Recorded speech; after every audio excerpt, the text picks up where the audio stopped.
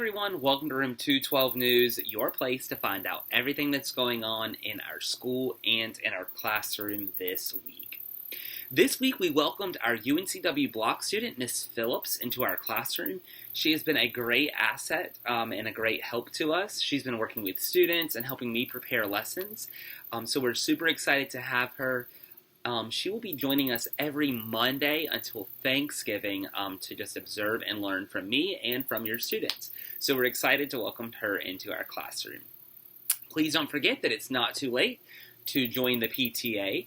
Just a reminder that the class with the most parents join will get a pizza party provided by the PTA. So click on the link in the dojo message if you're interested in joining our PTA. It's a great way to support your school and support the teachers in our building.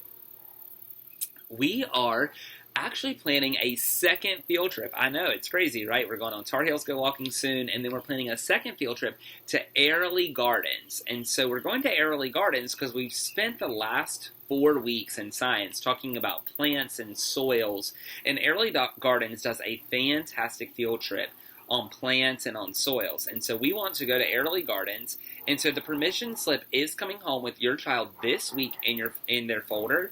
Please sign and return that as soon as possible so that they'll be good to go on the field trip. Because this is a private field trip and it's organized by our school, there will be an $8 fee associated.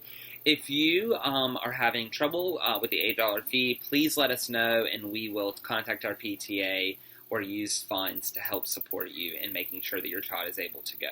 So again, that field trip permission form is coming home in the folder this week. Today I had the great pleasure of going to a soccer game for one of our classmates, and I had so much fun. So if your child is participating in any fall extracurricular activities, I would love to come to a game. So please just send me the schedule, and I will be sure to get out as soon as I can to one of their games. And I'm not limited on any kind of sport. Today was soccer, but if we're at a cheerleading game, a football game, fall baseball, all things are good with me. So just send me the schedule so that I can get it on my calendar and be sure to come out and support your student. Finally, on Friday, October the 6th, we are ending our unit of multiplication and division, Module 1. Of Eureka, and we want to do a fun activity. So we are going to do pumpkin math, and so students will count seeds, make arrays with seeds, solve multiplication problems using the seeds, but in order to do that, we need a few carving pumpkins. So this is where you come in. If you are willing to donate a carving pumpkin to our classroom so that we can do our pumpkin math activity, that would be amazing. So in the dojo message, there is a Sign Up Genius sign up for you to sign up to bring a pumpkin to our classroom. We only need 4. We only need 4 pumpkins. So if 4 families in our classroom could provide a pumpkin for our pumpkin math activity, that would be awesome. So click the Sign Up Genius link in the dojo message if you're interested in bringing in a pumpkin.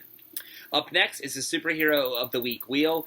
It's kind of a running joke that it's all been boys, and so even some parents have been like, we're all on the edge of our seat waiting to see if it'll be a girl. So let's head over to the Superhero of the Week wheel to see if this week's Superhero of the Week will finally be a girl from our classroom.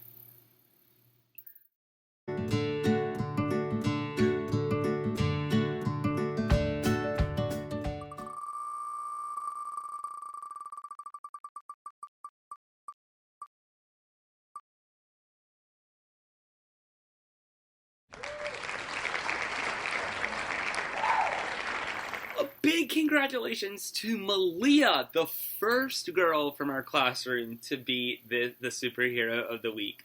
Malia has done a fantastic job in our classroom. She is always going above and beyond to help the people that sit at her table and is always making sure that her work is finished and up to par. So a big shout out to Malia, and for all the people that have been sitting on the edge of their seat waiting for the Superhero of the Week to be a girl. Here's the moment. It finally happened. So congratulations again to Malia. But I really want to take a minute and I want to do a huge shout out to every student in our classroom. Every student is just doing such a fantastic job following our STORM skills, following the expectations of our classroom. There are so many other staff members from our building that want to come in and watch them in the day do their work because they are just such model students. And so I'm so very proud of every single student that sits in a desk in my classroom for really following those STORM skills and really being a leader and a model for other students in our building. So congrats to everyone. A special congratulations to Malia for being this week's Superhero of the Week.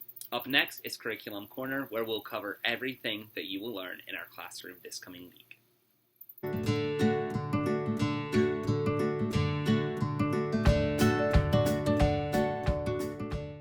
Hey everyone, welcome to Curriculum Corner.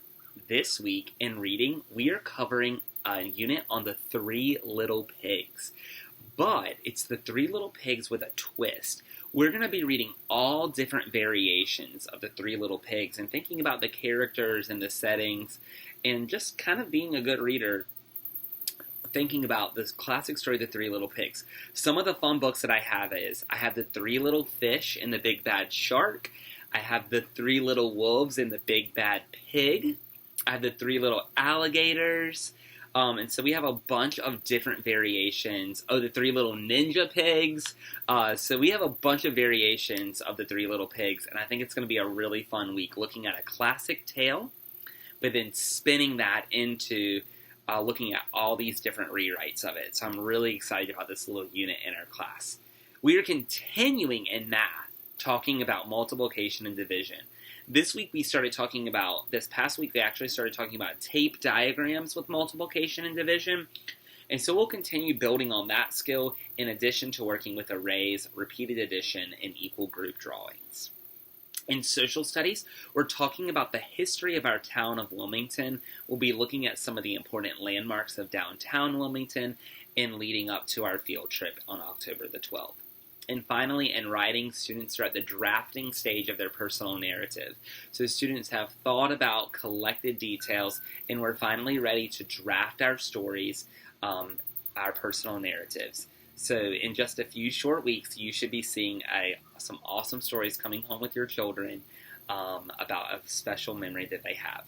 If you have any other questions, comments, or concerns, please feel free to reach out to me. If not, we'll see you right back here next week for another episode of Room 212 News.